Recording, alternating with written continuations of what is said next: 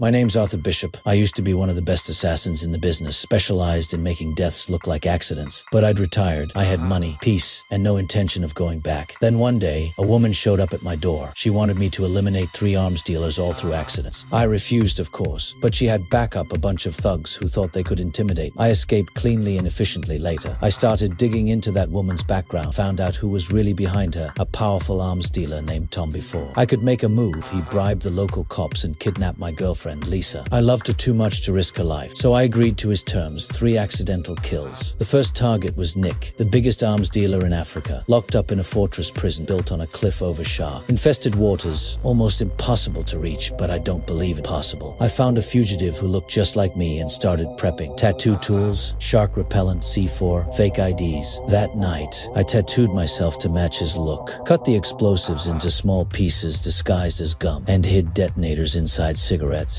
The next day, I picked a fight in public, got myself arrested, and was sent straight into Nick's prison. Everything I'd smuggled in passed inspection perfectly. Inside the yard, I spotted Nick surrounded by his guards. As I planned my approach, another inmate tried to sneak up on him with a hidden weapon, his prosthetic leg. I jumped in, took him down before he could strike. Nick was impressed, grateful even. He had his guards release me and later invited me to dinner. That night, in his room, Nick started bragging about how he'd rule Africa once he got out. Even offered me a position under him. I wasn't listening. This was my moment. I knocked him out with my cane and shoved poisonous herbs into his mouth, making it look like an accidental death. The guards heard a noise and rushed in. I told them Nick was praying, seeing his body bent over. They bought it and left. In reality, I'd propped him up using my cane. Then I headed for the wall. I took out a piece of gum, attached the detonator from my cigarette, and stuck it on. Security spotted something weird on the cameras and sounded the alarm. I lit the fuse, swallowed the tracking chip from my cigarette, and stripped down to swim gear. After covering myself in shark repellent, I jumped as the explosion tore a hole through the wall. Bullets were flying everywhere, but from that height, none could reach me. I hit the water hard, and soon, my team tracked the signal and picked me up. After confirming Lisa was still safe, I started planning for the second target.